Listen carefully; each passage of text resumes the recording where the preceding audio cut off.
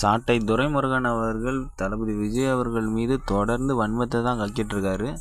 அந்த வகையில் பார்த்தீங்கன்னா, இப்போ செங்கோட்டையன் அவர்கள் புதுசாக வந்து தமிழக வெற்றி கழகத்தில் இணைஞ்சிருக்காரு. அவரையும் விட்டு வைக்கல. அது எங்கேருந்து தான் தேடி எடுக்கிறாருன்னு தெரியல. அந்த மாதிரிலாம் ஒரு குற்றச்சாட்டை வச்சிட்ருக்காரு. அவங்களுக்கு என்ன தான் பிரச்சனைன்னு தெரியல. தளபதி அவர்கள் உங்களை பற்றி எந்த ஒரு இடத்துலையும் பேச மாட்டிருக்காரு. ஆனால் நீங்கள் வந்து அவரை விடுறதா இல்லை. எல்லா இடத்துலையும் தொடர்ந்து அவங்கள தான் பேசிகிட்டு இருக்கீங்க. இப்போ டிஎம்கேவை எதுவும் நீங்கள் கேட்கவே மாட்டிருக்கீங்க.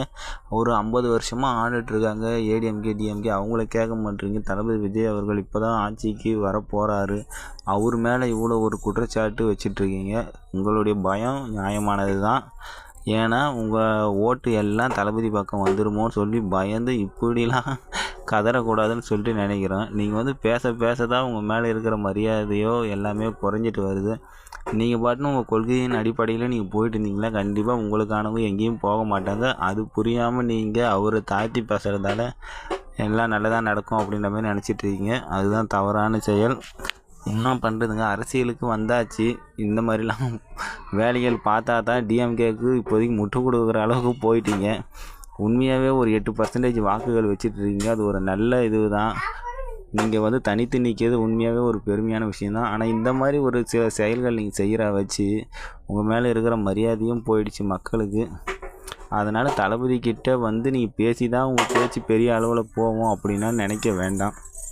இதுக்கு அடுத்து யாரெல்லாம் தளபதி விஜய் அவர்கள் கூட வராங்களோ அவங்க எல்லாரையும் நீங்கள் கண்டிப்பாக தப்பாக தான் பேச போகிறீங்க. ஏன்னா விஜய் அவர்களே தப்பானவர் அப்படின்றதான் காட்டிட்டு முயற்சி பண்ணுறீங்க.